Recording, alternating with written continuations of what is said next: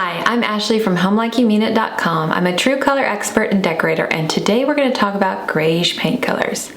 So, Greige, gray and beige, right? Yes, but is Greige the neutral for every home and every space? No, not necessarily. Greiges are cooler than those blue grays that everyone got so tired of during the gray trend, but they're not quite as warm as beiges. So a lot of people think they're the best of both worlds, and they are, but they don't work for every space because just like all neutral paint colors, greiges have undertones, and you must be aware of the undertones before you decide to paint your home in any greige color. So today we're going to go over 7 of my favorite greige paint colors, and then I'm also going to give you tips for how to decide which greige color is right for you. So before we get into some of my favorite greige tones, I just want to quickly point out undertones. You can't ignore them. Before you ask, there are no greiges without any undertones. Everyone always asks. They want a beige with no undertones. They want a gray with no undertones. It doesn't exist, and that is why neutral colors are so hard to get right. So with greiges, you're either dealing with green, which is the majority of the greige paint colors on the market, and a lot of people freak out when I say that gray has a green undertone, but don't worry, that is the most neutral undertone of all the gray undertones to deal with. So you've either got gray, you've got violet, or you've got taupe. There are no greiges with blue undertones. That's just too cool. Those are considered blue grays. Don't let anyone tell you that repose gray is a greige, because it's not. It's a blue gray. So now that you know undertones, let's get into my favorite greige colors. Benjamin Moore Classic Gray. This is the lightest paint color on this list. If you're familiar with light reflectance value, it has to do with how light or dark a paint color is, with 100 being absolute pure white and 0 being absolute pure black. This sits at 75, so it's pretty light. It's not as light as off-white, which a lot of people think that classic gray is an off-white. I actually have an off-white. Let me show you that. Okay, so when you compare it with cloud white, which is a true off-white, and I think its LRV sits around 84-ish, you can easily see that that classic gray is not an off-white. It is a greige paint color with a green undertone, so it's fairly neutral, but it doesn't work with everything. It doesn't really look very good with earthy kind of finishes. So if your home was built in the 80s, 90s, and or early 2000s, and you have kind of like that Tuscan trend going on, you've got the terracotta tile, you've got the brown granite. This is not really going to be the color to update your home. You're going to want to look more at like a taupe greige, which we'll cover later on. So this is Benjamin Moore Classic Gray. Benjamin Moore Gray Mist. Another greige with a green undertone. Its LRV is 74 when compared to 75, so not too much of a light depth difference there. It's got a little bit more beige, so some of the greiges you'll find lean a little bit more to the gray side and some lean a little bit more to the beige side. Gray Mist to me is one that leans a little bit more to the beige side. Benjamin Moore Edgecomb Gray. I'm sure you've heard of this, super popular paint color. It's still considered a light paint color, but comparatively speaking to the first 2 that I've shown you, its LRV sits at 63, so it's much darker. It's still pretty light and airy. It does have a green undertone. It kind of, again, like, which one did I do? Gray Mist, it leans a little bit more to the beige family, but it's really, really pretty, really soft on walls. Sherwin-Williams Agreeable Gray, another pretty popular paint color. It's got that green undertone. It's not quite as pronounced as Edgecomb Gray. You'll see that gray come out if you paint this on your wall and you've got a lot of purples and blues. Immediately that green will come out. It's a little bit darker than Edgecomb Gray, but not too much. So that's Agreeable Gray. Sherwin-Williams Accessible Beige. Oh, this color was all the rage several years ago. We have it downstairs. I will be repainting because we got new furniture and it totally clashes, but this is Accessible Beige. It's a little bit darker, a little bit more saturated than some of the other colors on the list, especially when you compare it to Classic Gray and Gray Mist. I think the LRV sits at 58. It's got that green undertone like a lot of these greige colors. And as you can see, it definitely leans more towards the beige side of things. So that's Accessible Beige. Okay, so I couldn't do this list without Benjamin Moore Revere Pewter. So for a while, you know, you would ask people what paint color they were thinking, you know, what color they wanted. Everyone was just Revere Pewter. It was like the answer to everyone's design dilemma. So it's a pretty neutral grayish color. It's got that green undertone, which makes it pretty easy to work with. Now, it doesn't work in all situations or all homes, but it is fairly easy to work with. It's more saturated. It's probably the darkest color on this list, just by a little bit. But that is Benjamin Moore Revere Pewter. Benjamin Moore Pale Oak. So now we're getting into a little bit of a different undertone family. So this is technically a taupe grayish. So a lot of people like those taupe colors because they're warmer than the grays, but they're cooler than the beiges. So it's kind of like that good in between warm color. But they're not for every spaces because taupes can be a little bit tricky to work with. They've got that pinky purple undertone, and that's why, again, why it's not for every space or every room. But just so you know, taupes, the undertone always leans pinky purple or either pink or purple. So that's something to be aware of when you're looking at taupe greiges. Benjamin Moore Balboa Mist. This is a pretty light paint color. Its LRV sits at 67, so it's not quite as light as some of the early ones that I showed you, but it's definitely not as dark as Edgecomb Gray and Accessible Beige.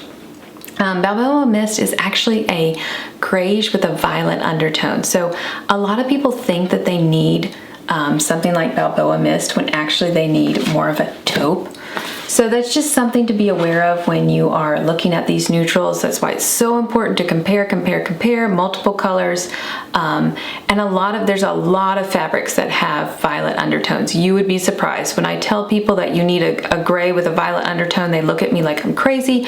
But in reality, a whole lot of fabrics have those violet undertones, which work really, really nicely with those violet gray grayish paint colors. Okay, so now we're going to talk about the hard part, figuring out which greige is right for your space. And is greige even the color you need? You might need a beige, you might need just a taupe, you might need a gray blue. So we're going to try and break that down real quick. If you really want to get into the weeds of this, I have a perfect blog post on how to determine the right paint color for you. I'll link that below, and that will really kind of help you kind of solidify some of these concepts, because I know it's really difficult to understand if this is your first time hearing it. So let's get into it. So what you want to do, the first thing you want to do when you are looking for a neutral paint color is to first go around your room and identify the fixed elements and the furnishings. Basically anything that would be too expensive to change, you need to go around and you need to see what the undertone is. So with your couch, if it's a neutral kind of couch, you need to evaluate it for the undertone. You need to look at your countertop, look at your cabinets, look at your backsplash. Anything that, again, cannot be changed, you need to evaluate it for the undertone. And then you need to start sampling colors and comparing to see how they react to that undertone. So do they match it? Do they clash? That is really the best way to determine the neutral paint color for you.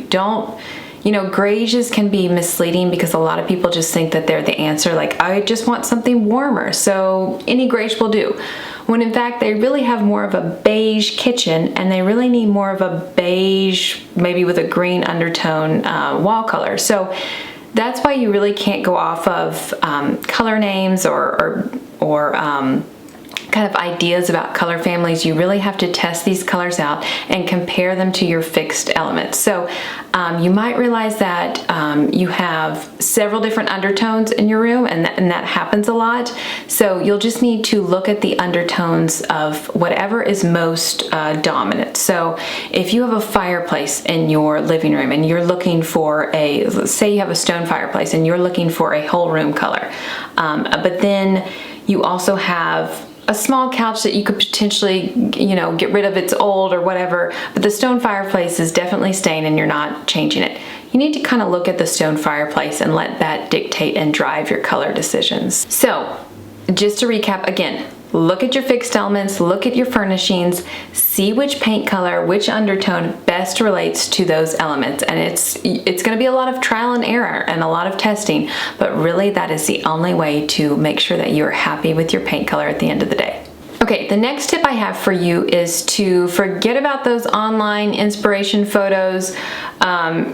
stop going on Pinterest or Instagram and looking for inspiration photos of the color that you think you want, because I can promise you that's always going to steer you in the wrong direction. So pretty much every color that you will see online has been highly edited. The lighting has been affected. The lighting in the room, the natural light is mostly going to be different than the natural light in your room. So you need to take those online photos with a grain of salt. I know it's hard to do because people feel like they have to start somewhere. Just take those with a grain of salt and know that the lighting is most likely not going to be replicated the same way in your house. So that's why it's so important to test out colors in your home and see how they react to your lighting. What you want to do is when you have your paint colors narrowed down, do not, especially with neutrals, do not ever just put them right up against the wall on your current wall color. That is going to skew your decision all day long. So what you want to do is you want to put them behind a sheet of pure white poster board, or you can use computer paper. These are my professional color samples, but you can kind of get that same effect when you use those peel and stick samples, which I have a lot of those and I love those. Put it up on a white poster board. Ideally you want a 1-inch border around the entire paint sample, and then put that to the wall, and then stand back and see how it reacts in your light. A lot of these colors, say you've got a darker room with just one window and it faces opposite the sun. So neutral colors, or really any color, they're going to appear darker and it might be too dark for you, so you might have to go a couple shades lighter. Now the same can be said for a room that has a ton of natural light. You might find that your color just gets washed out because there's a lot of natural light, so you might have to go a couple of shades darker, and that's why it's so important to evaluate the colors in your room and your light. And then beyond that, the last tip I have for you is, just like we've done here, make sure you evaluate colors together. You never ever want to look at colors in isolation, especially with a neutral paint color, because that's how you will get the color wrong every single time. You do not have to be a color expert to get the color right.